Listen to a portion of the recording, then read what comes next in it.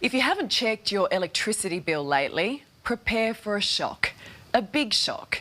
First we were told by the new government our power bills would be cheaper. Then we were warned to brace for a 25% increase. But no one told us to budget for a 50, even 60% rise. The devil's in the detail. On average, we're expecting a rise of between 20 to 25%. That's what we've been told. It turned out to be more like 38%. But that's not what many are seeing.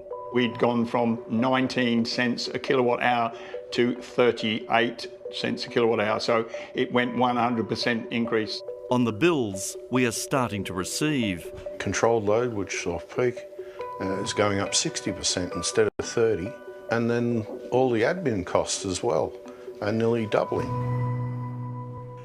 After working out his electricity would be going up 38% and not the 25% he was told, engineer David Curtis got in contact with his energy provider, AGL. They sent me a better plan. They said, oh, go under the Super Saver plan. You'll save money. And I punched the numbers into that and it worked out at 51% increase. He doesn't trust his provider anymore. It's doubled its profits. And I think they're really taking the piss. Oh, pardon me. My power bill's going to be over $1,000. That's crazy. 63-year-old Sydney tradesman Stephen Merriman has also noticed in the breakdown of his bill that aside from the base charges, items from daily supply to admin costs are increasing. Well, if they're just putting the power prices up, it wouldn't be a big problem. But they're putting everything up. And he regrets the day he got solar panels, claiming he's not making anything from those. We had to take a $10,000 loan out and pay that back over 5 years or so. It's something that I've paid for big time.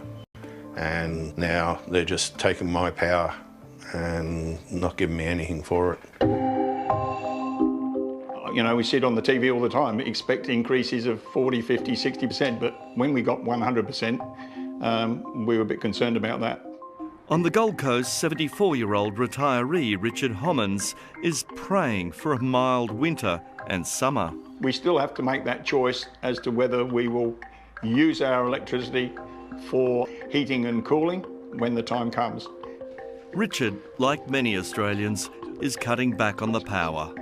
I heard a saying that the Swedes say it's never too cold, it's just about how many layers you put on. I had a fish tank, and that's fairly expensive because you've got a pump running 24 hours, heater in it, and all that sort of thing. I've gotten rid of that. But help is at hand. There are so many rebates available. Most people wouldn't be on top of this. It's true, it is hard to keep on top of all the rebates and concessions that are available to you, but the best thing you can do is either visit your state government website or just contact your energy retailer. They're meant to help you out with this. Look at your power bill. It is a little complicated. So the advice is to use comparison sites like Finder. So you can compare things like usage rates, supply charges, and see how much lower you can get to the benchmark price. And their energy specialist, Mariam Gabaji, says the next thing you should do is check those rebates from state, territory and federal governments. You've got concession card holders, those on family tax benefits, senior card holders that can be eligible for rebates and concessions. We're going to have increases of about 50%. A third cost-saving option is to do what Cameron and Belinda have done in Melbourne.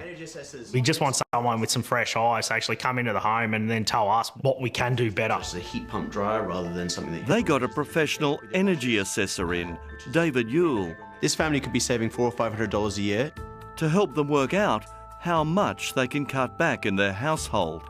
Every 1 degree difference in temperature from the outdoor temperature to your thermostat can increase energy consumption by 10%. Fridges are one of the worst offending white goods in terms of energy consumption. Instead of having the freezer at minus 22, you can have it at minus 15, 14. That's something David's done, but he's still being frozen out. Albo's my local member, and he's patting himself on the back saying, hey, what a great job we've done. But I'm looking at between 38 and 50% increase in power. I think Albo's having a bit of a lend. I wrote him a letter, and You know, that was weeks and weeks and weeks ago, and I've heard absolutely nothing back. Yes, times are tough, except of course if you're an energy provider.